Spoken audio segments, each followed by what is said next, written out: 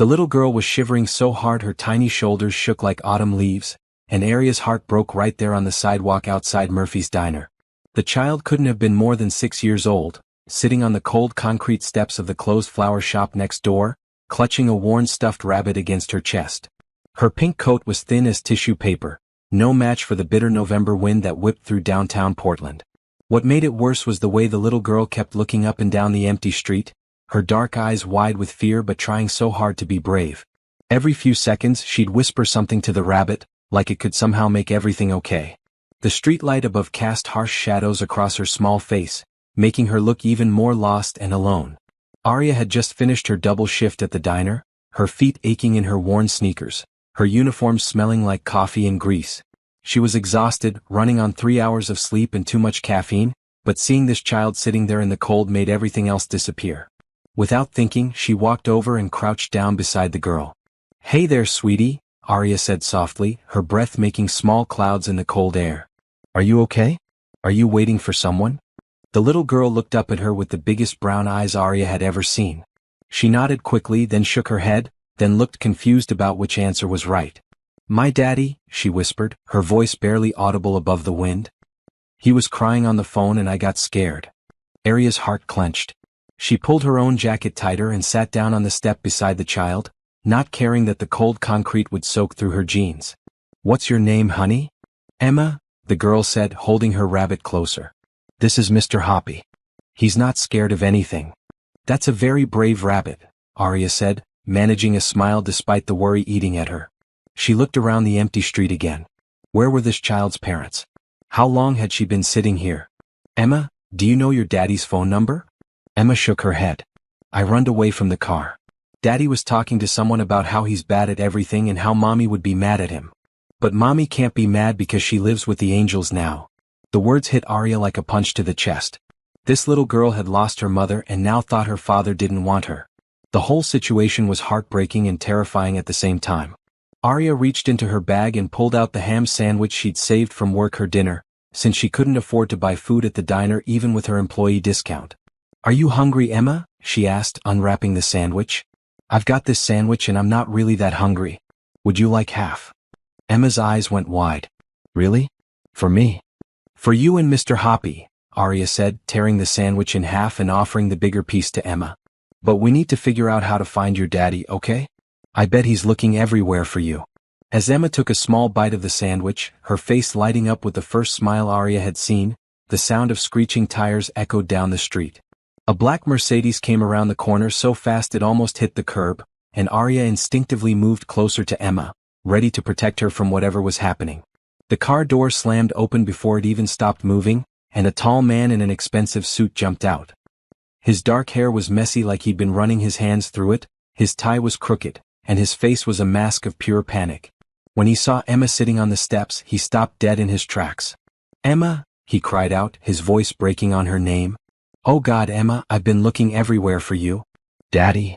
Emma scrambled to her feet, still holding her half of the sandwich and Mr. Hoppy, and ran straight into her father's arms. Arya watched as the man dropped to his knees on the sidewalk, wrapping his daughter in a hug so tight it was like he was afraid she might disappear again. His shoulders were shaking, and Arya realized he was crying big, silent tears that he was trying to hide from Emma. "I'm sorry, Daddy," Emma whispered against his shoulder. "I heard you on the phone and you sounded so sad and I thought maybe if I wasn't there you wouldn't be sad anymore." The man pulled back to look at his daughter, his hands cupping her small face. "Oh sweetheart, no. No. You are the best thing in my whole world. Daddy was sad about work stuff, not about you. Never about you." He looked over Emma's head at Arya, who was still sitting on the steps, feeling like she was intruding on this private moment. "Thank you," he said, his voice rough with emotion. "Thank you for staying with her. I'm Jonathan Pierce and I—" He stopped, seeming to realize that Emma was holding food. "Did you give her something to eat?" Arya stood up slowly, brushing off her jeans. "Just half a sandwich. She was cold and scared and I couldn't just walk away." She looked down at Emma, who was now standing between her father's knees, still clutching Mr. Hoppy. "I'm Arya. I work at the diner over there." Jonathan Pierce looked at her like she just told him she was an angel. His eyes the same warm brown as Emma searched her face with an intensity that made Arya suddenly aware of how she must look after a 14-hour shift. Her uniform was wrinkled, her hair was falling out of its ponytail, and she probably smelled like French fry oil. "I don't know how to thank you," he said, getting to his feet but keeping one hand on Emma's shoulder. "When I realized she was gone, I've never been so scared in my life." "You don't need to thank me," Arya said quickly. Anyone would have done the same thing. But even as she said it, she knew it wasn't true. 3 other people had walked past Emma in the 20 minutes Arya had been sitting with her, and none of them had even looked twice at a little girl sitting alone in the cold. Something in Jonathan's expression told her he knew it too. "The lady shared her dinner with me, Daddy," Emma said, holding up the remaining piece of sandwich. "And she told me that Mr. Hoppy was very brave." Jonathan looked from his daughter to Arya, and something shifted in his face. The panic was fading, replaced by something deeper and more complicated. "She did, huh? That was very kind of her." Emma nodded solemnly. "Can we take her home with us? She looks tired." "Emma," Jonathan said gently, but Arya could see him considering it for just a moment before reality kicked in. "I'm sure Arya has her own home to go to." Arya did have her own home, a tiny studio apartment with a heater that barely worked and a refrigerator that was mostly empty. But she also had boundaries, and getting involved with strangers, even kind ones with beautiful eyes and lost little girls, wasn't something she could afford to do. "I should get going," she said, picking up her bag. "I'm glad you found each other." "Wait," Jonathan said quickly. "Please. I know this sounds crazy, but could I take you to dinner sometime? As a thank you?" Arya really looked at him. The expensive suit, the luxury car, the way he carried himself even in the middle of a crisis. Then she looked down at her uniform, thought about her empty bank account and her student loans and her 2 other part-time jobs. "That's very nice of you," she said carefully, "but you don't owe me anything. I'm just glad Emma is safe." She started to walk away, but Emma's voice stopped her. "Will you be at the diner tomorrow?" she asked. "In case I want to tell you how Mr. Hoppy liked the sandwich?" Arya turned back to see Emma looking up at her with those big brown eyes, and Jonathan watching her with an expression she couldn't quite read.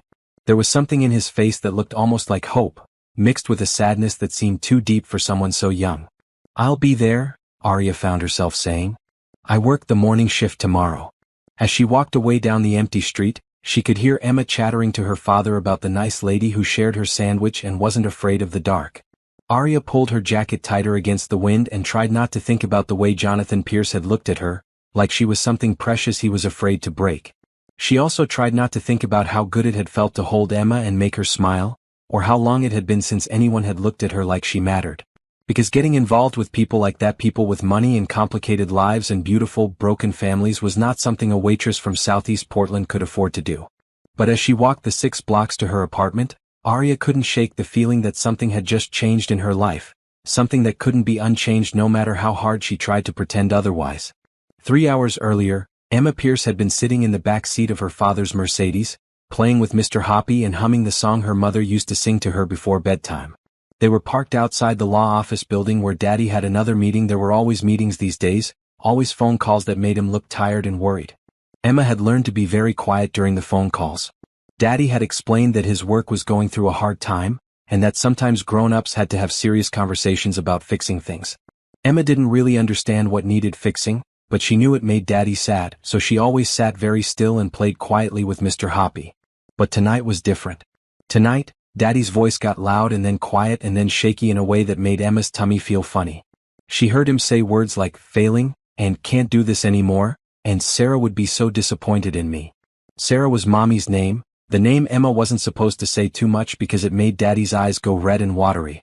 "I can't keep this up, Michael," Daddy had said into his phone, and Emma could see his shoulders shaking in the front seat. "The company's falling apart, I haven't slept more than 3 hours in weeks, and Emma? God, I don't know how to be what she needs. Sarah was the one who knew how to do all this stuff. I'm failing at everything." Emma had felt something cold and heavy settle in her chest. Daddy thought he was failing because of her. If she wasn't there, maybe Daddy could fix his work and stop being sad all the time. Maybe he could sleep better and not have the worry lines around his eyes that made him look older than the other daddies at school. So when Daddy got out of the car to pace around while he talked, something he always did when the conversations got really serious, Emma had very carefully unbuckled her seatbelt, opened the door, and slipped out with Mr. Hoppy. She knew Daddy would be upset, but maybe if she wasn't there to worry about, he could figure out how to fix everything else. She had walked for what felt like a long time, until her feet got tired and the wind got cold and she realized she didn't know how to get back to find Daddy. That's when she'd sat down on the steps outside the flower shop, trying to be brave like Mommy always told her to be, but feeling scared and small and wondering if she'd made a terrible mistake. Now, sitting in the car again with Daddy's jacket wrapped around her and the heater running full blast, Emma watched her father's face in the rearview mirror. He kept looking back at her like he was making sure she was really there, and his hands were gripping the steering wheel so tight his knuckles were white. "Emma," he said softly, "can you tell me why you left the car? I promise you won't be in trouble. I just need to understand." Emma hugged Mr. Hoppy closer and thought about how to explain. "You were crying," she said finally. "On the phone. You said you were failing at everything and that Mommy would be disappointed. I thought maybe if I wasn't there, you could fix the broken things better." Jonathan Pierce felt like someone had just knocked all the air out of his lungs. He pulled the car over into an empty parking lot and turned around to look at his daughter really look at her. She was so small in the big leather seat, wearing the pink coat that Sarah had bought her last Christmas, holding the stuffed rabbit that had been Sarah's first gift to her when she was born. "Oh, baby girl," he whispered, unbuckling his seatbelt so he could reach back and touch her face. "I wasn't crying because of you. I was crying because I'm scared I'm not good enough to take care of you the way Mommy did. But that's my worry, not yours. You are the most important thing in my whole life, and nothing is more important than you." Emma's bottom lip wobbled. "But you said you were failing at everything." "I meant work stuff," Jonathan said, trying to keep his voice calm even though his heart was breaking. "Boring grown-up stuff about money and companies and things that don't matter as much as you do. I never ever meant you, sweetheart. You are the only thing I'm doing right." It was true even if it sometimes felt like a miracle. In the years since Sarah had died, Jonathan felt like he was drowning most days. The company he'd built from the ground up was struggling, he'd lost 3 major clients in 6 months, and every decision felt like he was guessing and hoping for the best. But Emma was thriving. She was happy and healthy and smart and kind, and somehow he hadn't completely ruined that yet. "The nice lady was really pretty," Emma said suddenly, apparently satisfied with his explanation and ready to move on to more interesting topics. "And she smelled like cookies." "Why don't you smell like cookies, Daddy?" Jonathan laughed despite everything. "Because I don't work in a place that makes cookies, I guess." "What did you think of her?" "She was sad too," Emma said matter-of-factly. "But different sad than you. Your sad is like when you miss Mommy. Her sad was like when you really want something but you can't have it." The observation hit Jonathan harder than it should have. He'd only spoken to Arya for a few minutes, but Emma was right, there had been something in the young woman's eyes that spoke of dreams deferred, of wanting things that felt out of reach. The way she'd looked at his car, his suit, the distance she'd put between them when he'd offered dinner, it all painted a picture of someone who'd learned not to reach for things that seemed too good to be true. "She shared her food with me even though she looked hungry," Emma continued. "And she sat with me even though the ground was cold and yucky. I think she's lonely." "What makes you think that?" Jonathan asked, genuinely curious.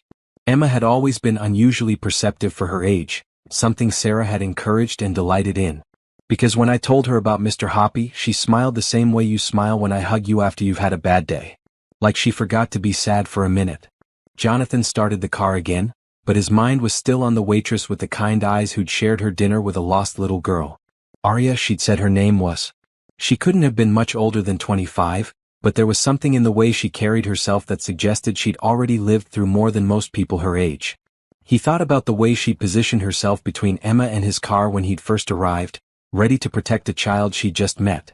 The way she'd refused his offer of dinner, not with the coy hesitation of someone playing hard to get, but with the firm politeness of someone who'd learned to expect disappointment.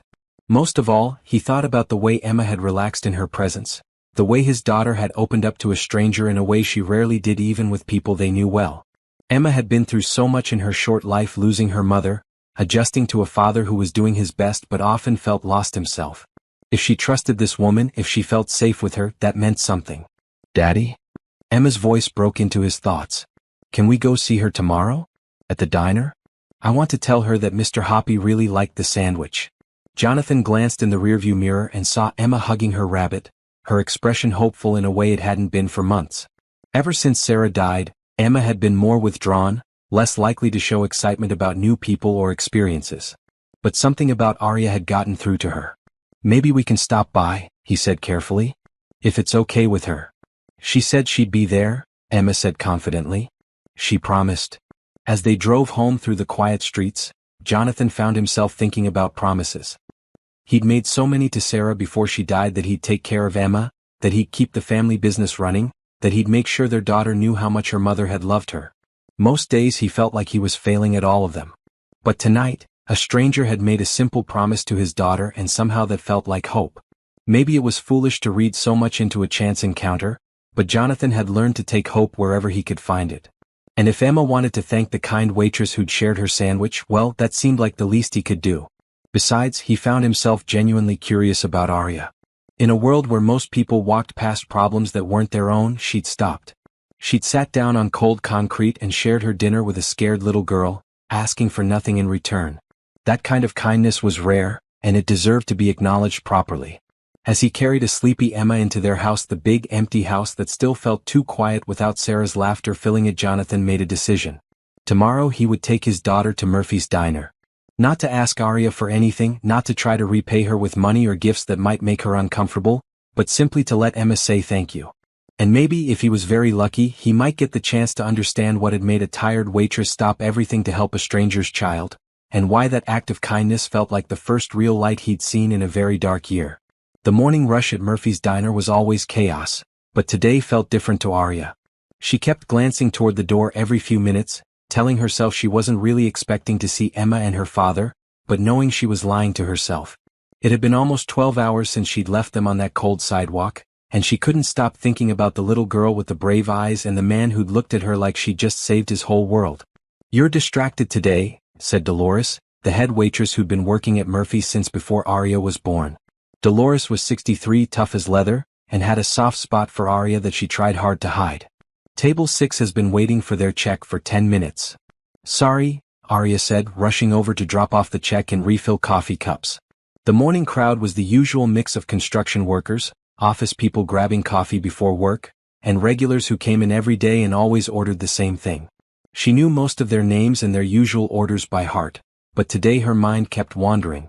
She was wiping down tables after the breakfast rush when the bell above the door chimed, and Arya looked up to see Emma bouncing through the entrance, holding Mr. Hoppy in one hand and tugging her father along with the other. Jonathan Pierce looked different in the daylight, younger somehow, less severe. He was wearing jeans and a simple blue sweater instead of the expensive suit from last night, and his dark hair was still slightly messy, like he'd let Emma help him get ready. "There she is," Emma announced loudly enough that half the diner turned to look. "Daddy, that's the nice lady." "Arya." Arya felt her cheeks heat up as every customer in the place turned to stare at her, then at the well-dressed man and little girl who were clearly not their usual clientele.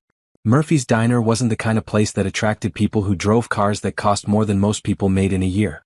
"Emma," Jonathan said quietly, "remember what we talked about in the car?" Indoor voice. "Sorry," Emma whispered, though she was still practically vibrating with excitement. She ran straight to Arya, who was standing frozen by table 12 with a dish rag in her hand. "We came to tell you that Mr. Hoppy really liked the sandwich. And Daddy wanted to say thank you properly." Arya looked over Emma's head at Jonathan, who was approaching more slowly, his expression unreadable. "You didn't need to come all the way here," she said. "Really, it was nothing." "It wasn't nothing," Jonathan said firmly. "What you did last night? Emma could have been out there for hours. It was getting colder and she was scared and you stopped. You shared your dinner with her and kept her safe until I found her. That's not nothing." Dolores had appeared at Arya's elbow, her sharp eyes taking in the expensive clothes and the way other customers were starting to whisper. "Everything okay over here, honey?" "These are the people I told you about," Arya said quickly. "From last night. This is Emma and her father, Jonathan Pierce. Mr. Pierce, this is Dolores. She basically runs this place." Jonathan extended his hand to Dolores with a smile that Arya could tell was genuine. "It's very nice to meet you. You should know that you have an extraordinary employee here. Arya went above and beyond to help my daughter last night." Dolores shook his hand but kept her expression neutral. She'd seen plenty of rich men come through here over the years, and most of them treated the staff like they were invisible. "Arya's good people," she said simply. "Best worker I've got. Can we sit at Arya's table?" Emma asked, looking around the diner with wide eyes. "This place smells amazing. Like pancakes and coffee and—" She sniffed dramatically. "Bacon." "Emma, I don't think we should take up Arya's time during work," Jonathan started, but Arya found herself speaking before she could stop herself. "It's okay," she said. "The morning rush is over. I can seat you a table for it's in my section. She led them to a booth by the window, automatically grabbing menus and coffee cups from the counter as they walked. It was a routine she'd done thousands of times, but having Jonathan Pierce sitting in her section felt surreal. She poured coffee for him and orange juice for Emma, her hands surprisingly steady. "So," she said, pulling out her order pad even though she felt ridiculous doing it, "what can I get you folks this morning?" "Pancakes," Emma said immediately. "With lots of syrup and maybe some berries if you have them." "We have strawberries and blueberries," Arya said, smiling at Emma's enthusiasm. "What about you, Mr. Pierce?" "Jonathan, please," he said, looking at the menu but glancing up at her frequently. "And just coffee is fine for me." "Just coffee?" Arya raised an eyebrow. "This is a diner, not a coffee shop. The pancakes Emma ordered are really good, and the eggs Benedict is Dolores' specialty." "You sound like you're trying to talk me into spending more money," Jonathan said, and for a moment Arya was afraid she'd offended him. Then she saw the teasing smile at the corner of his mouth and realized he was joking. "Old habit," she said with a laugh. "But seriously, the food here is really good. People think because it's a diner it must be greasy or cheap, but Murphy the owner, he really cares about the quality." "In that case," Jonathan said, closing the menu, "I'll have the eggs Benedict. And maybe some of those famous pancakes Emma's getting. We can share." As Arya walked back to the kitchen to place their order, she could hear Emma chattering to her father about the different pictures on the walls and asking if they could come back tomorrow too. There was something so normal about it, so comfortable, that it made her chest feel tight with longing for something she couldn't quite name. "That's quite a catch," Dolores said under her breath as Arya clipped the order to the wheel. "It's not like that," Arya said quickly. "He's just being nice because I helped his daughter last night." Dolores said, clearly not believing her. "And I suppose it's just coincidence that he's been watching you walk around this place like you're the most interesting thing he's ever seen." Arya glanced back at table 4 and found Jonathan looking directly at her. When their eyes met, he didn't look away immediately like most people would. Instead, he smiled a real smile that reached his eyes and made something flutter in her stomach. "He's probably just making sure I'm not going to drop their food," she muttered, but Dolores just snorted. "Honey, I've been working in diners since before you were born. I know the difference between a man checking on his order and a man who's interested. That one's interested." Arya wanted to argue, but something about the way Jonathan had said her name, the way he'd insisted on coming here to thank her properly, made her think maybe Dolores wasn't completely wrong. But it didn't matter if he was interested. People like Jonathan Pierce didn't get involved with people like her waitresses who lived paycheck to paycheck and had student loan debt and worked 3 jobs just to keep the lights on. When she brought their food out, Emma clapped her hands together like it was the most exciting meal she'd ever seen. "It looks so pretty. Daddy, look at the strawberries." "It looks delicious," Jonathan agreed, and when Arya set his plate down, his fingers brushed against hers for just a second. It was probably an accident, but the touch sent a little jolt through her that she tried hard to ignore. "Is there anything else you need?" she asked, falling back on professional politeness. "Actually," Jonathan said, "I was hoping we could talk for a minute. When you have time, I mean. I know you're working." Arya glanced around the diner. It was Thursday morning, which was always slow after the breakfast rush. Only 3 other tables were occupied, and Dolores was handling them. "I have a few minutes," she said carefully. "Great." Jonathan cut off a piece of his eggs Benedict and took a bite, his eyebrows going up in surprise. "Wow, you weren't kidding about the quality. This is excellent." "Murphy used to work at some fancy hotel in San Francisco," Arya said, sliding into the booth across from them. "He moved here 15 years ago and opened this place. Sometimes I think he's a little overqualified for a neighborhood diner, but he says he likes the community feel." "I can see why," Jonathan said, looking around the diner with new appreciation. "It feels real. Honest." Emma was carefully cutting her pancakes into perfect squares, arranging the strawberries in a pattern that made sense only to her. "Arya," she said without looking up from her art project, "what's your favorite thing about working here?" It was such an unexpected question from a 6-year-old that Arya had to think about it for a moment. "I guess I like the people," she said finally. "I know that sounds silly, but I like taking care of people. Making sure they have good food and feel welcome. Even if it's just for an hour while they eat breakfast, I like being part of making their day a little better." Jonathan was watching her with that intense look again, like he was trying to figure out some complicated puzzle. "That's not silly at all," he said quietly. "That's actually really beautiful." Arya felt her cheeks heat up again. "What about you? What do you do for work?" I run a consulting company, Jonathan said. We help other businesses solve problems and run more efficiently. It's not nearly as interesting as what you do. Daddy helps people too, Emma said, looking up from her pancake arrangement. He fixes broken companies so people don't lose their jobs. Is that what you were talking about on the phone last night? Arya asked gently. Work problems? Jonathan's expression darkened slightly. Things have been challenging lately. I've been so focused on keeping the business running that I haven't been as present for Emma as I should be. Last night was a wake-up call. But you found her, Arya said. You came looking for her right away. That's what matters. Because of you, Jonathan said firmly. If you hadn't been there, if you hadn't stopped to help her. He shook his head. I don't want to think about what could have happened. But I was there, Arya said simply. And nothing bad happened. Emma is safe and happy and eating pancakes that she's turned into art. Emma giggled. They're supposed to be flowers. See? The strawberries are the petals and the blueberries are the middle parts. That's beautiful, sweetheart, Arya said and meant it. There was something about Emma's joy in simple things that made the world feel brighter. Arya, Jonathan said suddenly, would you like to have dinner with us sometime? Not at a restaurant, he added quickly, seeing her expression. At our house. Emma's been asking if she could cook for you, well, if she could help me cook for you. She wants to return the favor of sharing a meal. Arya looked from Jonathan to Emma, who was watching her with hopeful eyes. Every rational part of her brain was screaming that this was a bad idea, that getting involved with them would only lead to heartbreak when they inevitably moved on with their lives. But the hopeful look on Emma's face and the genuine warmth in Jonathan's invitation made it impossible to say no. I'd like that, she heard herself saying. But only if you let me bring dessert. Emma's face lit up like Christmas morning. Really? You'll really come have dinner at our house? Really? Arya said and realized she meant it. Whatever happened, whatever complications might arise, she wanted to see Emma's flour pancakes and hear more of her stories about Mr. Hoppy. She wanted to sit at a real dinner table and feel like part of a family, even if it was just for one evening. How about Saturday?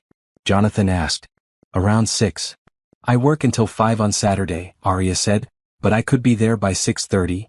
Perfect, Jonathan said, and his smile was so bright it made Arya's heart skip. Emma, what do you think we should make for Arya? As Emma launched into an elaborate plan involving spaghetti and meatballs and garlic bread, Arya found herself thinking that maybe, just maybe, some chances were worth taking. Even if they scared her. Especially if they scared her. Because looking at Jonathan and Emma, seeing the way they cared for each other and the easy way they'd included her in their conversation, Arya was starting to think that some things were worth being brave for. Saturday evening found Arya standing in front of a beautiful 2-story house in the West Hills, holding a chocolate cake she'd spent her entire afternoon making and feeling completely out of place. The house was exactly what she'd expected, elegant but not flashy, with a well-maintained yard and flower boxes under the windows that spoke of money without showing off about it. She'd changed clothes 3 times before settling on a simple blue dress that was nice enough for dinner but not so fancy that it looked like she was trying too hard. Now, standing on the front porch with her carefully made cake, she wondered if she'd made a mistake coming here at all. Before she could lose her nerve completely, the front door swung open and Emma appeared, wearing a bright yellow dress and an apron that was clearly too big for her. Arya, you came. You came. Emma bounced on her toes, then grabbed Arya's free hand and pulled her into the house. Come see what we made. Daddy let me help with everything and I only dropped one meatball on the floor and we gave it to our neighbor's dog so it didn't go to waste. The house was warm and inviting, filled with the smell of garlic and tomatoes and something indefinably homey that made Arya's chest feel tight. It wasn't what she'd expected from a millionaire's home. There were finger paintings on the refrigerator, books scattered on coffee tables, and family photos everywhere that showed Jonathan and Emma with a beautiful woman who must have been Emma's mother. Arya, welcome. Jonathan appeared from what must have been the kitchen, wearing jeans and a button-down shirt with the sleeves rolled up. He looked more relaxed than she'd ever seen him, and there was something about the way he smiled when he saw her that made her feel like she belonged here. I brought dessert, Arya said, holding up the cake. Chocolate with vanilla buttercream. I wasn't sure what Emma liked. I love chocolate, Emma announced. And vanilla. And cake. This is the best day ever. Jonathan laughed, reaching out to take the cake from Arya.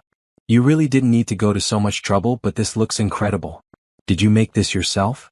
I like to bake, Arya said, following them toward the kitchen. It relaxes me.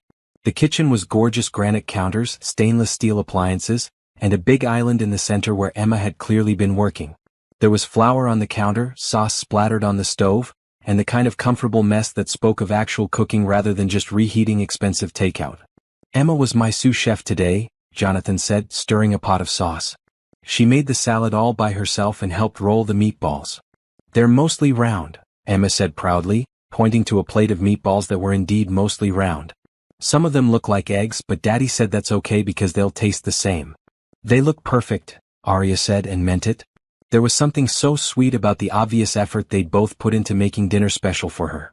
Would you like some wine? Jonathan asked. I opened a bottle of Chianti, but I also have soda or juice if you prefer. Wine sounds nice, Arya said, trying not to notice how domestic this all felt.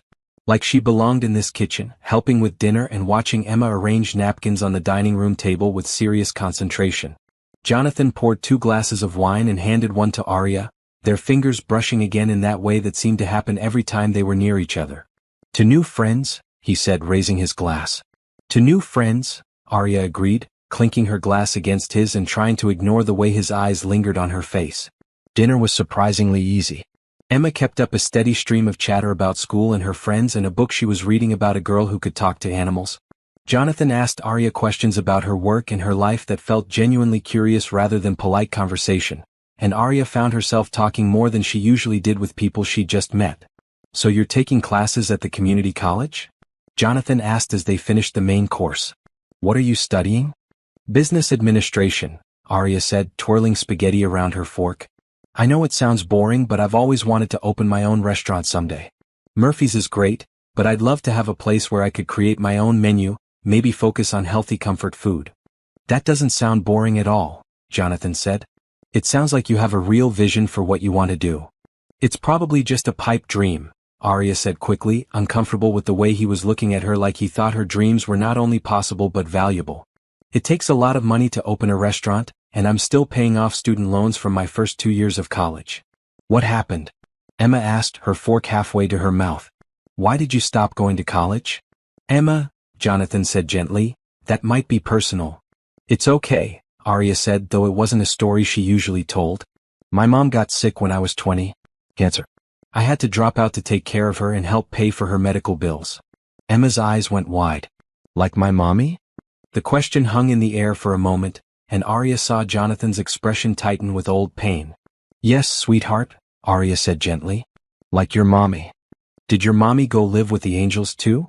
Emma asked in a small voice. Yes, Arya said softly. About 2 years ago. Emma put down her fork and came around the table to give Arya a hug that was so fierce and unexpected it brought tears to her eyes. I'm sorry your mommy had to go to heaven, Emma whispered against her shoulder. But I bet she's proud of you for taking care of her. Thank you, sweetheart, Arya managed, hugging Emma back and catching Jonathan's eye over his daughter's head. The understanding she saw there was almost overwhelming. He knew exactly what she'd been through, the helpless watching and the grief and the way everything else in life had to be put on hold. That's why you want to help people feel better with food, Emma said suddenly, pulling back from the hug with the kind of insight that sometimes surprised adults. Because taking care of people makes you feel better too. Arya stared at this 6-year-old who had just summed up something she'd never been able to articulate herself. You're very smart, Emma. I know, Emma said matter-of-factly, making both adults laugh. Daddy tells me that all the time. Can we have cake now? The rest of the evening passed in a warm blur of chocolate cake and stories and Emma showing Arya her room, which was painted purple and had glow-in-the-dark stars on the ceiling. They read 2 chapters of Emma's animal book together while Jonathan cleaned up the kitchen, and Arya found herself thinking that this felt more like home than anywhere she'd been since her mother died. When it was time for Emma's bath and bed, Jonathan walked Arya to her car while Emma waved from the upstairs window. Thank you for coming tonight, he said, leaning against her car door. Emma hasn't been this excited about anything in months. You're really good with her. She's an amazing kid, Arya said. You should be proud. I am, Jonathan said, then paused. Arya, I know this might be forward, but would you like to do this again? Maybe not dinner at the house, but something. Emma's been asking if we can take you to the zoo next weekend. Arya looked up at the house, where Emma was still visible in the window, and felt something shift in her chest. These people were becoming important to her in a way that felt both wonderful and terrifying. I'd like that, she said finally. But Jonathan, I need you to know that I'm not. I don't usually get involved with people from such a different world than mine. Different how? He asked, stepping a little closer. You know how, Arya said, gesturing at the house, his car, everything that represented the gap between their lives. You're successful and wealthy, and I'm a waitress who lives in a studio apartment and eats ramen more often than I care to admit. You're also kind and smart, and you make my daughter laugh in a way she hasn't since her mother died, Jonathan said quietly. You bake chocolate cakes from scratch and you read bedtime stories with different voices for all the characters. If you think those things matter less than money, then you're wrong. Arya felt tears prick at her eyes. When was the last time someone had seen her as more than just the girl who brought their coffee? The zoo sounds great, she said finally. But I pay for my own ticket. Jonathan smiled. Deal. But I'm buying the cotton candy. As Arya drove home through the quiet streets, she found herself thinking about the family photos on Jonathan's mantle. She'd noticed that he still wore his wedding ring, that his face had gone soft and sad when Emma mentioned her mother. He was still grieving, still healing, just like she was. Maybe that was okay. Maybe two broken people could help each other heal without expecting either of them to be perfect or whole or ready for something they weren't sure they could handle. Maybe sometimes the best relationships were built on understanding rather than passion, on shared loss rather than shared dreams. And maybe, just maybe, that was exactly what they both needed. The Oregon Zoo on a crisp October Saturday was exactly what Arya had expected, crowded with families, full of children's laughter, and surprisingly fun for three people who were still figuring out what they meant to each other. Emma had insisted on seeing the elephants first, then the penguins, then back to the elephants because she wanted to make sure they remembered her. I think they definitely remember you, Arya said, watching Emma wave enthusiastically at an elephant who was completely ignoring her. You've only introduced yourself 4 times. 5 times, Emma corrected. But the big one wasn't paying attention the second time, so I had to do it again. Jonathan was carrying a bag full of zoo souvenirs that Emma had convinced him were absolutely necessary: a stuffed penguin, a book about elephants, and a t-shirt with a giraffe on it that she insisted was for Arya, even though Arya had protested that she couldn't accept gifts. It's not a gift, Emma had explained patiently. It's a friendship shirt. Friends give each other friendship shirts. Daddy told me so. Arya had looked at Jonathan, who'd shrugged with a smile that suggested he'd been manipulated by his 6-year-old and didn't mind a bit. Now they were sitting on a bench near the sea lion exhibit, sharing a bag of overpriced zoo popcorn and watching Emma try to convince a sea lion to come closer to the glass. She's persistent, Arya observed as Emma pressed her face against the viewing window and made what she apparently thought were sea lion noises. That's one word for it, Jonathan said with a laugh. Sarah used to say Emma could convince a fish to walk on land if she set her mind to it. It was the first time he'd mentioned his wife naturally, without the careful sadness that usually accompanied any reference to Emma's mother. Arya glanced at him and saw that he was smiling, watching his daughter with the kind of love that made her chest feel warm and tight. Tell me about her, Arya said quietly. Sarah. If you want to. Jonathan was quiet for a long moment, and Arya thought maybe she'd pushed too far. Then he started talking, his voice soft and full of memory. She was a teacher, he said. 3rd grade. She used to say that 8-year-olds were the perfect age because they were old enough to have real conversations but young enough to still believe in magic. He paused, watching Emma, who had given up on the sea lions and was now trying to feed popcorn to a seagull. She would have loved watching Emma today. Sarah always said the zoo was the best place. To remember that the world was full of wonderful things. She sounds amazing, Arya said, and meant it. She was, Jonathan said simply. She was diagnosed when Emma was 4. Breast cancer. We thought we caught it early, thought we had it beat. But it came back more aggressive the second time and... He shrugged, the gesture trying to encompass something too big for words. I'm sorry, Arya said, the words feeling inadequate but necessary. The hardest part wasn't losing her, Jonathan said, his voice barely audible. The hardest part was watching Emma lose her. She was the center of our family. The one who remembered to take pictures and plan birthday parties and make sure we had traditions. I was always the serious one, focused on work, making sure we had financial security. Sarah made sure we had everything else. Arya understood. She'd been the serious one too, focused on practical things like paying bills and managing medications, while her mother had been the one who insisted they watch silly movies together and paint each other's nails even when she was too tired to sit up for long. Emma seems happy, Arya said. You're doing better than you think you are. Some days, Jonathan said. Other days I feel like I'm drowning and just trying to keep her head above water too. Like the night she ran away, I was so focused on work problems that I didn't notice she was picking up on my stress. What kind of father doesn't notice that his 6-year-old is worried enough to run away? The kind who's doing his best while dealing with impossible circumstances, Arya said firmly. You think your wife would have wanted you to stop living because she died? You think she would have wanted Emma to have a father who was so consumed with grief that he couldn't function? Jonathan looked at her with surprise. That's not what I meant. Isn't it? Arya challenged gently. You talk about Sarah like she was perfect and you're failing to live up to her memory. But from what Emma tells me, Sarah would have wanted you both to be happy. She would have wanted you to have help when you needed it and to find joy in small things and to let other people care about you. Emma talks about her mother to you? Jonathan asked, looking both surprised and pleased. All the time, Arya said. She tells me about the songs Sarah used to sing and the way she made pancakes shaped like animals and how she always smelled like lavender soap. Emma's not trying to forget her mother, Jonathan. She's trying to honor her memory by living the kind of life Sarah would have wanted for her. Jonathan was quiet for a long time, watching Emma, who had now convinced 2 other children to help her create an elaborate story about the seagulls being secret zoo employees. What about your mother? He asked finally. Do you feel like you're honoring her memory? The question caught Arya off guard. She'd been so focused on helping Jonathan see his situation clearly that she hadn't expected him to turn the conversation back to her. I don't know, she said honestly. Some days I feel guilty for being happy, like I'm betraying her by moving on with my life. Other days I feel guilty for being sad, like I'm wasting the time she fought so hard to give me. What would she want for you? Jonathan asked, echoing her earlier words. Arya smiled, thinking of her mother's fierce determination and relentless optimism even in the face of terminal illness. She'd want me to go back to school. She'd want me to open that restaurant. She'd want me to stop being afraid of wanting things that might not work out. And what do you want? Jonathan asked, his voice soft. Arya looked at him, really looked at him. At the way his eyes crinkled when he smiled, the way he listened to Emma's elaborate stories with complete attention, the way he'd somehow made her feel like part of a family in just a few short weeks. Then she looked at Emma, who was now leading a group of children in what appeared to be a penguin parade. I want to stop being afraid, she said finally. I want to take chances on good things even if they scare me. Jonathan reached over and took her hand, lacing their fingers together in a way that felt both natural and electric. That sounds like a good plan. Daddy? Arya.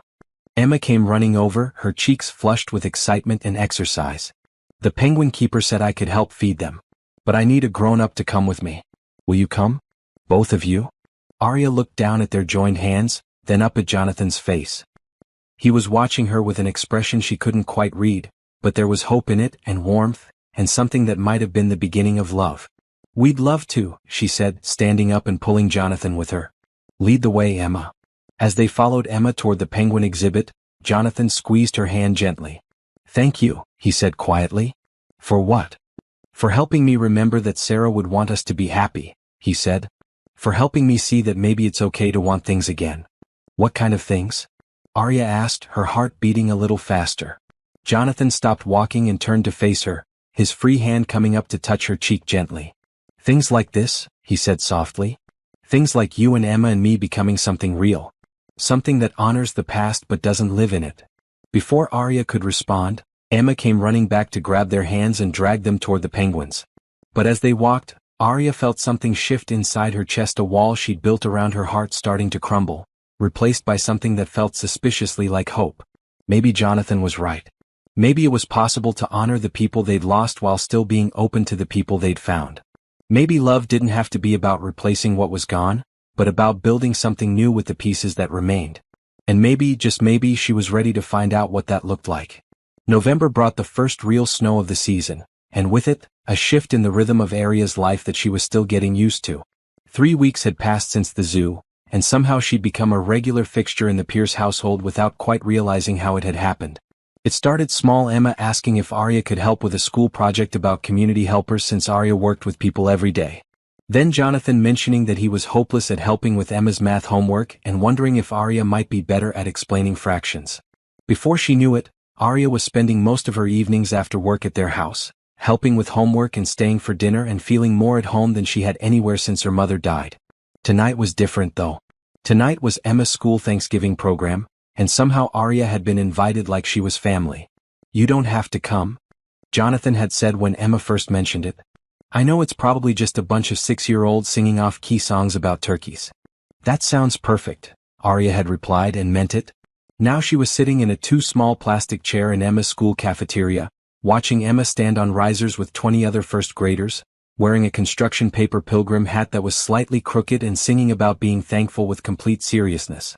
She's staring right at us, Jonathan whispered, leaning close enough that Arya could smell his cologne and feel the warmth of his arm against hers. She wants to make sure we're watching, Arya whispered back, waving at Emma, who broke character to wave back before remembering she was supposed to be a pilgrim. The program was exactly what Jonathan had predicted: off-key singing, forgotten words, and at least 3 kids who spent more time waving at their families than actually performing. It was also completely charming in the way that only children's performances could be. Afterward, as they waited in the lobby for Emma to return from putting away her costume, Arya found herself surrounded by other parents who clearly knew Jonathan but were curious about her. "Jonathan, you didn't tell us you were seeing someone," said a woman with perfectly styled blonde hair and the kind of outfit that screamed expensive casual wear. "This is Arya," Jonathan said smoothly, his hand finding the small of her back in a gesture that felt protective. "Arya, this is Michelle Harper. Her daughter Sophia is in Emma's class." "It's so nice to meet you," Michelle said, her smile friendly but her eyes calculating. "How long have you two been together?" Arya felt her cheeks heat up. She and Jonathan had never actually defined what they were to each other. They spent time together, they held hands sometimes, there had been a few moments when she thought he might kiss her, but they'd never had the conversation about what any of it meant. "Arya is a very good friend," Jonathan said, and Arya tried not to feel disappointed by the careful way he said it. "That's wonderful," Michelle said. "Emma talks about you constantly. She told Sophia that you make the best chocolate cake in the world and that you know all the words to the princess songs." "Emma might be biased," Arya said with a laugh. "Children usually are," said another parent, a tall man who had appeared at Michelle's shoulder. "But they're also usually right about people. If Emma likes you, that's a pretty strong recommendation." Emma chose that moment to come running into the lobby, still wearing her pilgrim hat and practically vibrating with excitement. "Did you see me sing? Did you see the part where I remembered all the words? Mrs. Patterson said I was one of the best pilgrims she's ever had." "You were definitely the best pilgrim," Arya said, crouching down to Emma's level. "I've never seen anyone take being thankful so seriously." "I am thankful," Emma said solemnly. "I'm thankful for Daddy and for Mr. Hoppy and for chocolate cake and for you being my friend." The simple declaration hit Arya right in the chest. When was the last time someone had been genuinely thankful for her presence in their life? When was the last time she'd felt like she belonged somewhere the way she was starting to belong with Jonathan and Emma? "I'm thankful for you too, sweetheart," she said, and meant it more than Emma could possibly understand. As they walked to the parking lot, Emma chattering about the other kids' performances and planning what she wanted to be in the Christmas program, Jonathan fell into step beside Arya. "Thank you for coming tonight," he said quietly. It meant a lot to Emma. "And to me." "Thank you for inviting me," Arya replied. "I haven't been to a school program since I was the one performing in them." "Really? Your mom never went to school things?" "My mom worked 3 jobs when I was Emma's age," Arya said without bitterness. "She did the best she could, but things like school programs were luxuries we couldn't afford. She was usually working evenings." Jonathan was quiet for a moment, and Arya wondered if she'd said too much. It was easy to forget sometimes how different their backgrounds were, how many experiences she'd missed that he probably took for granted. "I'm sorry," he said finally. "I shouldn't have assumed." "Don't apologize," Arya said quickly. "I didn't tell you to make you feel bad. I told you because this was special for me too. Being here, feeling like part of Emma's cheering section. It's not something I've had before." They'd reached Jonathan's car, where Emma was already buckled into her booster seat and showing Mr. Hoppy how to wear a pilgrim hat. "Arya," Jonathan said, turning to face her in the parking lot, "would you like to have Thanksgiving with us? I know it's short notice and you probably have plans." "I don't have plans," Arya said, trying not to sound as pathetic as that felt. "I usually just work. The diner's always busy on Thanksgiving, people who don't want to cook or don't have anywhere else to go." "Then don't work," Jonathan said simply. "Come have dinner with us instead. Emma's been asking if you could teach her how to make your chocolate cake, and I've been wanting to try my hand at cooking a turkey that doesn't come out dry as cardboard." Arya looked through the car window at Emma, who was now trying to put the pilgrim hat on Mr. Hoppy and explaining to the stuffed rabbit about the importance of being grateful. The sight made her heart feel too big for her chest. "I'd have to ask for the day off," she said. Thanksgiving is one of our busiest days. So ask, Jonathan said, stepping closer. Take a chance on something good, remember? It was her own words thrown back at her, and Arya found herself smiling despite her nervousness. Okay, she said. Yes. I'd love to have Thanksgiving with you both. Jonathan's answering smile was so bright it made her forget about the cold. Good, he said. Because Emma's already planned the menu. Apparently we're having turkey and mashed potatoes and green beans and stuffing and 3 different kinds of pie. 3 kinds of pie? Arya laughed. Who's making 3 kinds of pie? Well, Jonathan said with a sheepish grin, I was hoping you might help with that part. As they said goodbye in the parking lot, Emma rolling down her window to wave until they were out of sight, Arya realized that somewhere in the last month, without her quite noticing, her life had expanded to include things she'd never thought she could have. Family dinners and school programs and inside jokes and the kind of comfortable domesticity she'd only ever seen in movies. It should have terrified her. A month ago it would have terrified her. But standing in the parking lot with snow beginning to fall and the promise of Thanksgiving dinner warming her from the inside out, Arya found she wasn't scared at all. She was thankful. Thanksgiving morning dawned gray and cold, with the kind of persistent drizzle that made Portland feel like it was wrapped in a soft, damp blanket. Arya stood in her tiny kitchen at 5 a.m., surrounded by pie ingredients and trying not to think about how nervous she was. She'd made apple pie dozens of times, pumpkin was her mother's recipe that never failed, and the pecan pie was an experiment she hoped wouldn't be a disaster. But it wasn't really the pies that had her stomach in knots. It was the fact that she was about to spend her first real family holiday in 2 years, and she wasn't sure she remembered how to belong somewhere. Her phone buzzed with a text from Jonathan. Emma's been awake since 6 asking when you're coming over. Fair warning, she's made you a pilgrim hat to match hers. The message made Arya smile despite her nerves. She texted back, tell her I'm honored. Pies will be ready in an hour. By the time she arrived at Jonathan's house at noon, carrying 3 pies and wearing the nervousness like an uncomfortable sweater, the kitchen was already in controlled chaos. Jonathan was standing at the stove, his hair slightly messy and his sleeves rolled up, stirring something that smelled amazing. Emma was sitting at the kitchen island, carefully mashing potatoes with a masher that was almost as big as she was. Arya! Emma shrieked, abandoning the potatoes to launch herself at Arya's legs. You're here. And you brought pies. And look. She pointed to her head, where she was indeed wearing a construction paper pilgrim hat identical to the one she'd worn for the school program. I made you one too. She held up a slightly lopsided pilgrim hat that had clearly been made with 6-year-old hands and a lot of love. Arya set down the pies and let Emma place the hat carefully on her head, adjusting it until it sat just right. How do I look? Arya asked seriously. Perfect, Emma declared. Now we're both pilgrims and we can be thankful together. That sounds like an excellent plan, Arya said, kissing the top of Emma's head and catching Jonathan's eye over his daughter's head. He was watching them with an expression that was soft and warm and something deeper than friendship. She's been working on that hat for 2 hours, he said, coming over to give Arya a hug that lasted just a moment longer than casual. I think it might be her masterpiece. It definitely is, Arya agreed, straightening Emma's hat. What can I do to help with dinner? You've already done enough with the pies, Jonathan said, but Arya was already rolling up her sleeves. Nonsense. This is a team effort. Emma, show me these potatoes you've been working on. The next few hours passed in a warm blur of cooking and laughter and the kind of easy domesticity that Arya had dreamed about but never experienced. Emma was a surprisingly good helper, carefully setting the table with the good china and folding napkins into shapes that were supposed to be turkeys but looked more like abstract art. Jonathan turned out to be a better cook than he'd given himself credit for, producing a golden turkey that smelled incredible and stuffing that actually looked like it belonged in a magazine. But more than the food, it was the way they moved around each other in the kitchen that felt like magic. Jonathan automatically handing Arya a spoon when she was looking for one, Arya knowing without being asked to keep Emma entertained while Jonathan dealt with the more complicated parts of the meal, all 3 of them falling into a rhythm that felt like they'd been doing this for years. Okay, Jonathan said finally, surveying the dining room table that was now loaded with more food than 3 people could possibly eat. I think we're ready.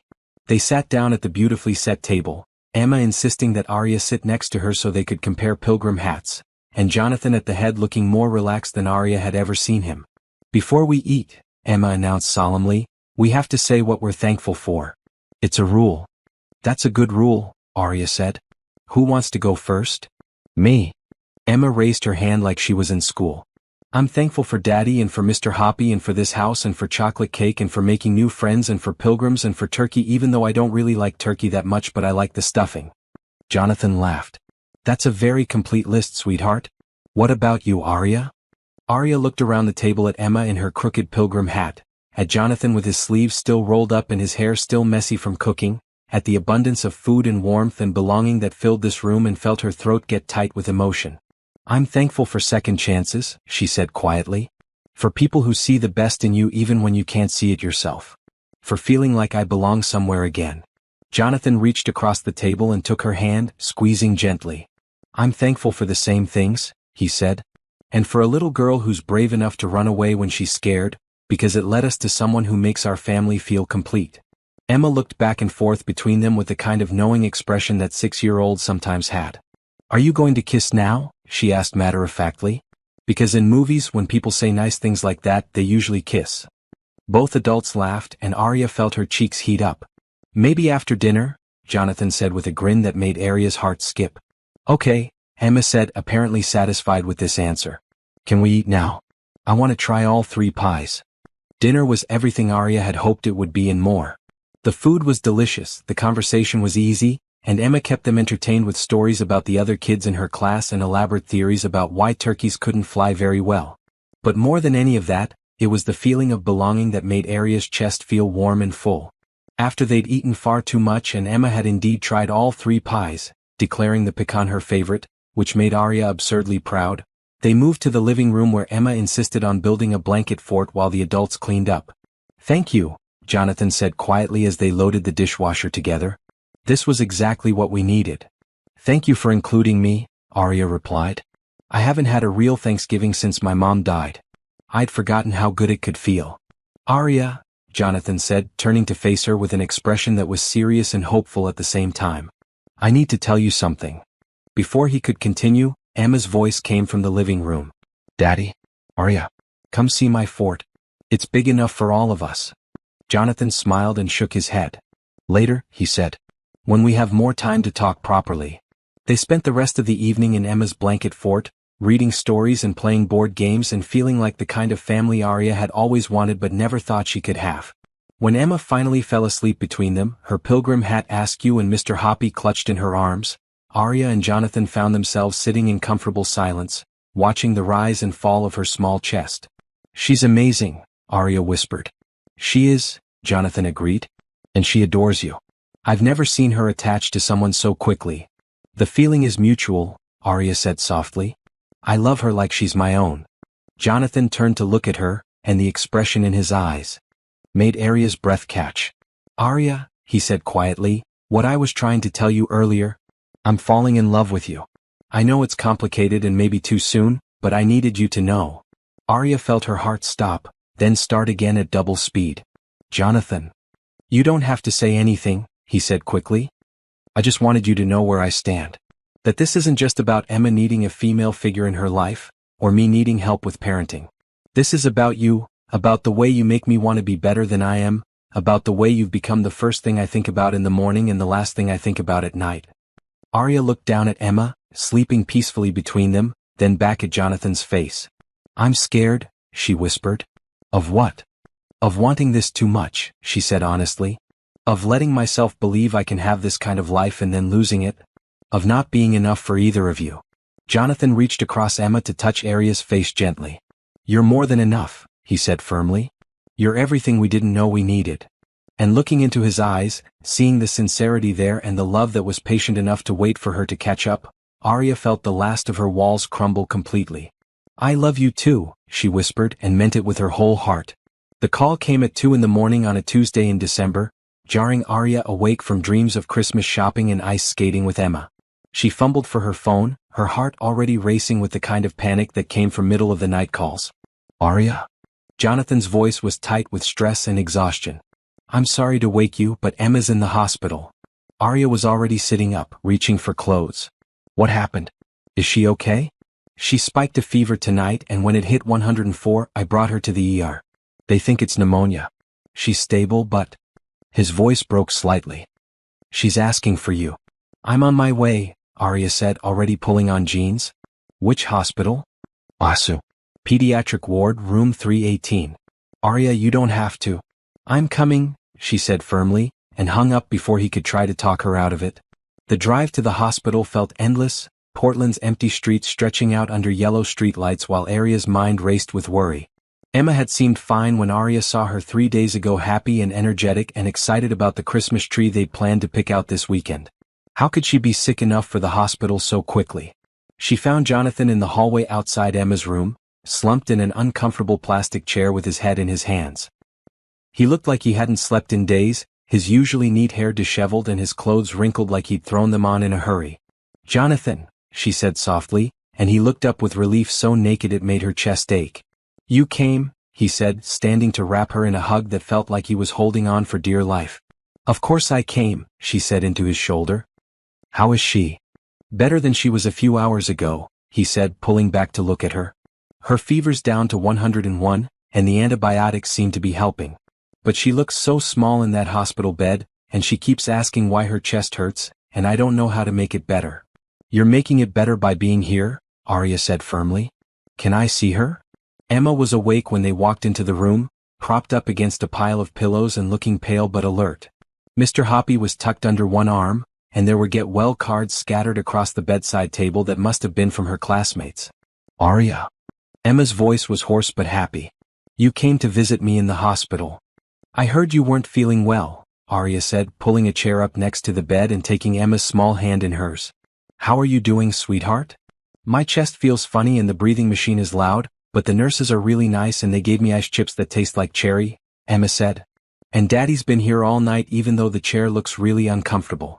"That's what daddies do when their little girls are sick," Arya said, brushing Emma's hair back from her forehead. "They stay close to make sure you're okay." "Will you stay too?" Emma asked, her eyes wide and hopeful. "Just until I fall asleep again? The medicine makes me sleepy but I don't want to have scary dreams." Arya looked at Jonathan, who nodded gratefully. "Of course I'll stay," she said. "Do you want me to tell you a story?" "Yes. Tell me the one about the princess who could talk to animals. But make it a Christmas story this time." So Arya spent the next hour making up an elaborate tale about a princess who helped all the forest animals prepare for Christmas, while Emma's breathing gradually deepened and her eyes grew heavy. Jonathan sat on the other side of the bed, holding Emma's other hand and looking like he was trying not to fall apart. When Emma finally fell asleep, they moved out to the hallway so they wouldn't wake her. "Thank you," Jonathan said quietly. "She's been restless all night, but she settled down as soon as you got here." "She's going to be fine," Arya said, though she could see the fear in his eyes. "Kids get pneumonia all the time and she's strong and healthy otherwise." "I know," Jonathan said, rubbing his face tiredly. "But when her fever spiked tonight, all I could think about was Sarah.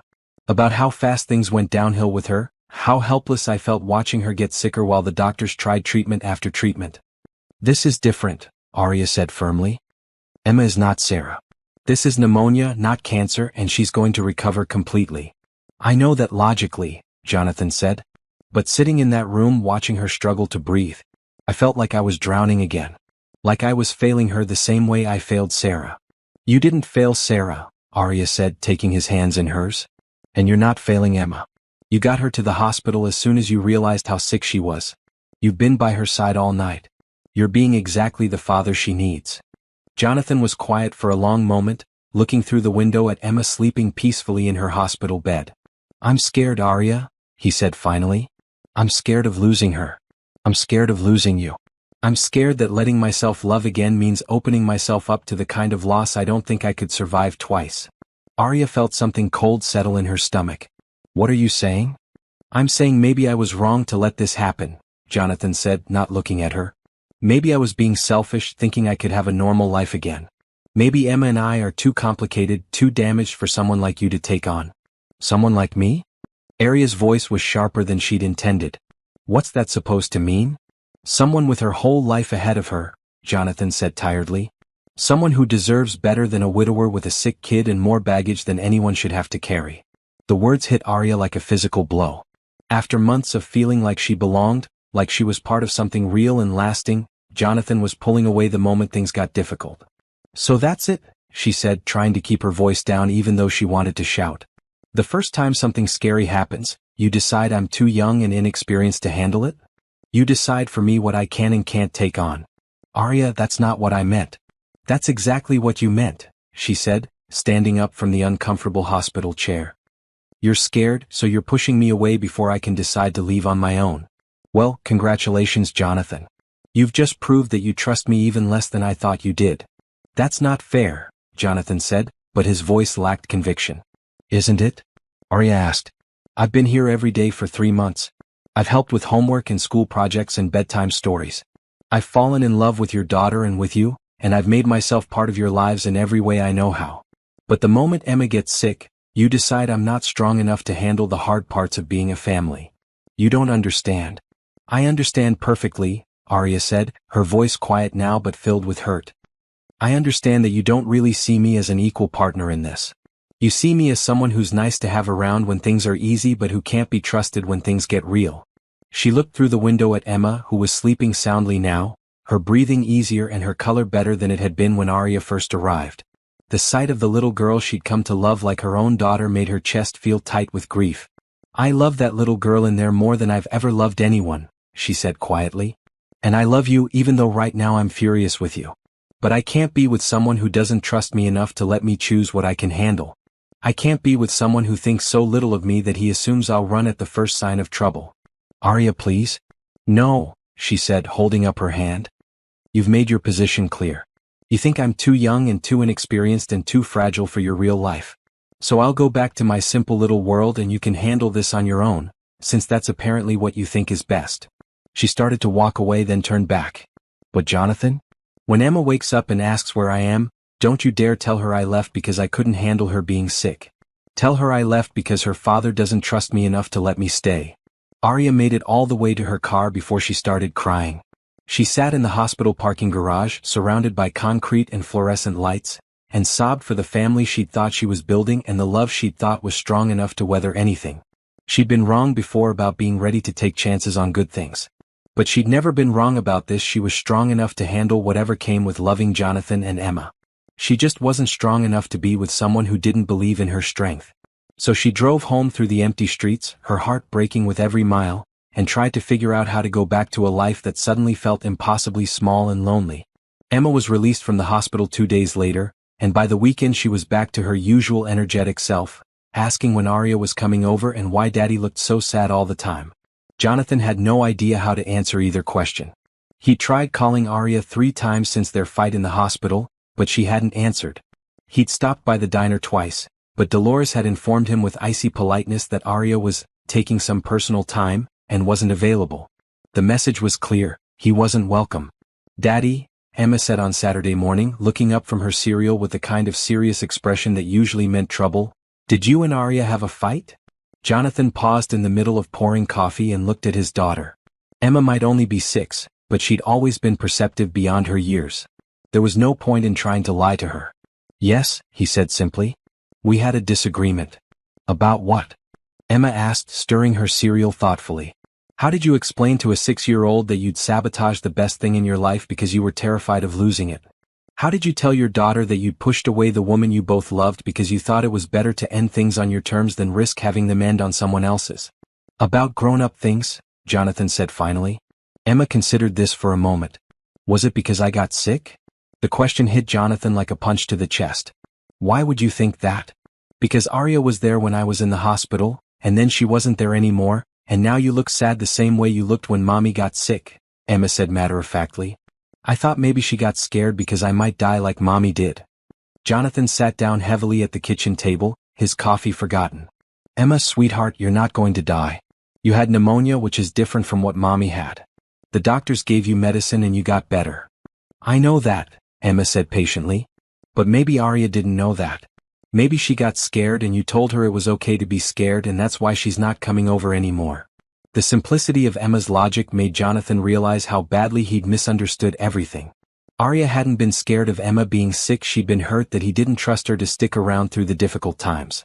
She'd been angry that he'd made decisions for her instead of letting her make them herself. What if I told you that Arya wasn't scared at all? Jonathan said carefully. What if I told you that Daddy was the one who was scared and I said some things that hurt Arya's feelings? Emma's eyes went wide. You hurt Arya's feelings? But she's the nicest person ever. I know, Jonathan said miserably.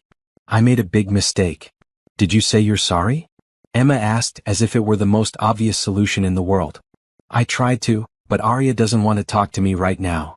Emma considered this seriously. When I hurt someone's feelings at school, Mrs. Patterson says I have to do more than just say sorry. I have to show that I'm sorry by doing something nice. What kind of something nice? Jonathan asked, genuinely curious about 6-year-old wisdom. Well, Emma said thoughtfully, you could make her a card. Or you could give her flowers. Or you could. She paused, her face lighting up with inspiration. You could help her with something important. Something that shows you believe in her. Jonathan stared at his daughter, amazed by how perfectly she'd identified the core of the problem. He hadn't just hurt Arya's feelings, he'd made her feel like he didn't believe in her, didn't trust her judgment or her strength. If he wanted to fix this, he needed to do more than apologize. He needed to show her that he saw her as the capable, strong, amazing woman she was. Emma, he said slowly, what do you know about Arya's dreams?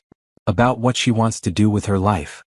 She wants to open a restaurant, Emma said immediately. She told me about it when we were making cookies.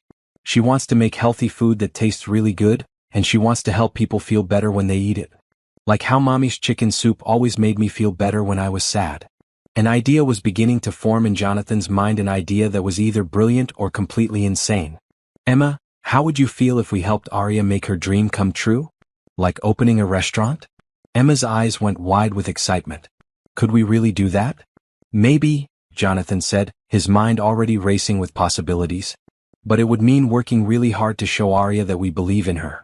That we know she's strong enough to handle anything. I want to help, Emma said, bouncing in her chair. What do we need to do? Jonathan spent the next hour on the phone while Emma drew pictures of what she thought Arya's restaurant should look like, lots of flowers and a special table just for kids. By noon, he had appointments with a commercial real estate agent, a business loan officer, and a restaurant consultant who specialized in helping new establishments get off the ground. It was crazy and it was probably presumptuous, and there was a very good chance that Arya would be furious with him for going behind her back. But it was also the only way he could think of to show her that he didn't see her as someone who needed protection from the difficult parts of life. He saw her as someone capable of building her own dreams, with support from people who loved her. Daddy, Emma said as they got ready to leave for their first appointment, what if Arya is still mad at us even after we help her with the restaurant? It was a possibility Jonathan didn't want to consider, but he owed Emma an honest answer. Then at least we'll know we tried to make things right, he said. And Arya will have her restaurant, which she deserves whether she forgives us or not. Emma nodded solemnly. That's good. Because even if she's mad at you, she shouldn't be mad at her dreams. As they drove across town to meet with the real estate agent, Jonathan found himself thinking about Sarah and what she would have said about all this. She would have told him he was an idiot for pushing Arya away in the first place, but she also would have been proud of him for trying to fix it. Sarah had always believed that love meant supporting each other's dreams, not trying to protect each other from life. Maybe it wasn't too late to show Arya that he'd learned that lesson. Maybe it wasn't too late to prove that he trusted her strength, her judgment, and her ability to choose what was right for her own life. And maybe, if he was very lucky, she'd give him the chance to spend the rest of his life showing her just how much he believed in her. 3 weeks before Christmas, Arya was working the breakfast shift at Murphy's when Dolores appeared at her elbow with a cup of coffee and a knowing look. You've got visitors, Dolores said, nodding toward the front door where Jonathan and Emma were standing, both looking nervous and determined. Arya felt her heart jump, then tried to calm it down. She'd been expecting this. Emma's Christmas program was next week, and she'd been hoping Jonathan might bring her by to invite her. Not that she was planning to go. Not that she'd been thinking about it every day since Emma had been released from the hospital. I'm working, Arya said, wiping down the counter with more force than necessary. You're all so miserable, Dolores said bluntly. And they look like they've got something important to say. At least hear them out. Before Arya could protest, Emma had spotted her and was practically dragging her father across the diner. She was wearing a red Christmas dress and had a large envelope clutched in her mittened hands. Arya, Emma said, stopping in front of the counter with the kind of breathless excitement that only 6-year-olds could achieve. We have something for you. It's really important and Daddy says it might change your whole life. Arya looked from Emma to Jonathan, who was standing slightly behind his daughter with an expression that was equal parts hopeful and terrified. He looked tired, like he hadn't been sleeping well, and there were lines around his eyes that she didn't remember being there before. Emma, he said gently, remember what we talked about? Arya might not want to see us right now. But we have to give her the present. Emma insisted. It's not a Christmas present, it's an apology present. And it's too important to mail. Despite herself, Arya was curious. She looked around the diner. It was the lull between breakfast and lunch, with only a few tables occupied, and Dolores was already waving her away from the counter. 5 minutes, she said firmly. And then you both need to leave so I can work. Jonathan nodded gratefully and followed her to an empty booth in the back corner. Emma climbed up on the seat next to Arya, the mysterious envelope still clutched in her hands. Before you open it, Jonathan said quietly, I need to apologize. What I said at the hospital was wrong. I was scared and I took that fear out on you and I'm sorry. You deserved better from me. You hurt my feelings, Arya said simply, looking at Emma rather than at him. It was easier to be honest when she wasn't looking into those brown eyes that still made her heart race. I know, Jonathan said. And I want to spend the rest of my life making up for it if you'll let me. Daddy was really sad after you left, Emma said matter-of-factly. He kept cooking dinner for 3 people and then remembering you weren't coming. And he stared at your pictures on his phone a lot. Emma, Jonathan said, his cheeks reddening slightly. It's true. Emma protested. And you talked to Mommy's picture about how you messed up something good because you were scared. I heard you. Arya felt something tighten in her chest. She looked at Jonathan, really looked at him, and saw the truth in his face, the regret and the love and the fear that he might have ruined everything beyond repair. Open the envelope, Emma said urgently, pushing it into Arya's hands. It's the best apology present ever. With trembling fingers, Arya opened the envelope and pulled out a thick stack of papers. The first page made her breath catch. It was a lease agreement for a restaurant space downtown, already signed and paid for 6 months in advance. What is this? She whispered, flipping through the pages in shock. It's everything you need to open your restaurant, Jonathan said quietly. The lease, permits, a meeting scheduled with a loan officer who specializes in small business startups, contact information for restaurant suppliers, even a suggested menu based on the healthy comfort food concept you told Emma about. Arya stared at the papers, her mind reeling. This wasn't just a generous gift, this was someone who had listened to her dreams and taken them seriously enough to make them possible. I can't accept this, she said automatically. This is too much. It's not a gift, Jonathan said quickly. It's an investment. I want to be a silent partner in your restaurant if you'll have me. I believe in your vision, Arya. I believe in you. We both do, Emma added solemnly. I already drew pictures of what the restaurant should look like. There's going to be a kids' corner with coloring books and healthy mac and cheese and chocolate cake for special occasions. Arya looked through the papers again, seeing months of work and planning and genuine belief in her abilities. This wasn't someone trying to buy her forgiveness, this was someone showing her that he saw her as capable and strong and worthy of having her dreams supported.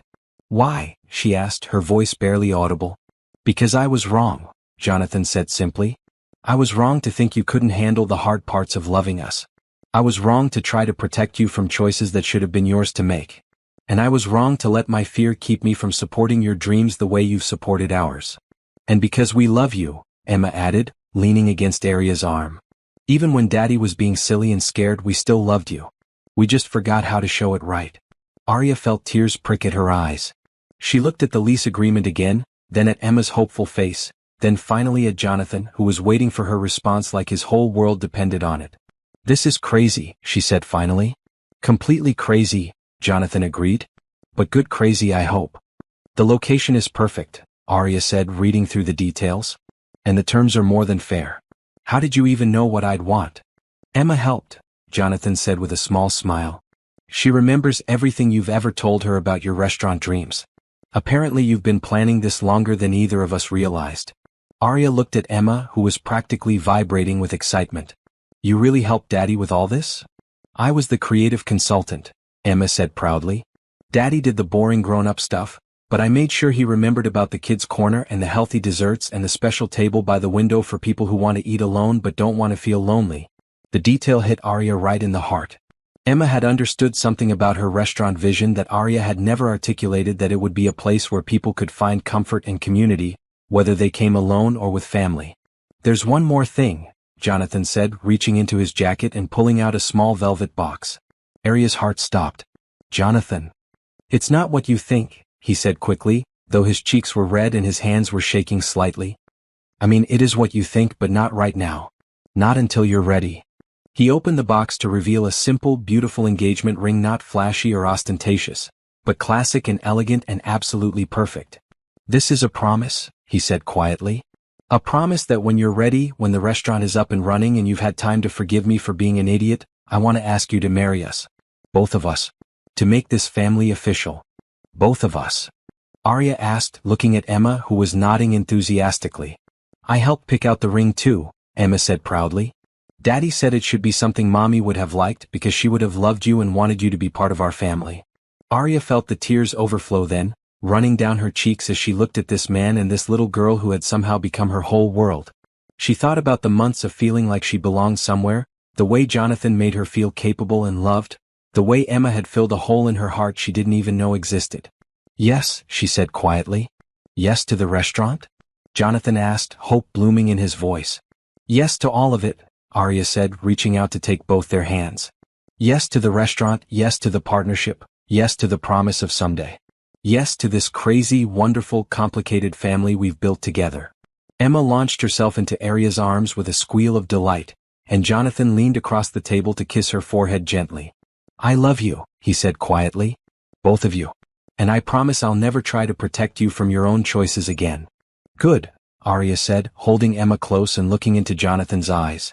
"Because I choose this. I choose you and Emma and the restaurant and whatever comes next. All of it." "Even when it's scary?" Jonathan asked.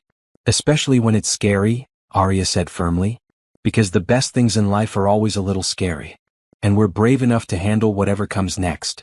As they sat in the booth at Murphy's Diner, holding hands and making plans for a restaurant and a wedding and a future that was bright with possibility, Arya realized that sometimes the most beautiful love stories weren't about finding someone perfect. They were about finding someone who was perfectly imperfect for you, someone who would support your dreams and let you support theirs, someone who would choose to be brave with you even when the world felt uncertain. And looking at Jonathan and Emma, her heart full of love and hope and the promise of new beginnings, Arya knew she'd found exactly that. 6 months later, when Arya's kitchen opened its doors for the first time, the first customers through the door were a man in a well-tailored suit carrying a little girl who insisted on personally welcoming everyone to our restaurant.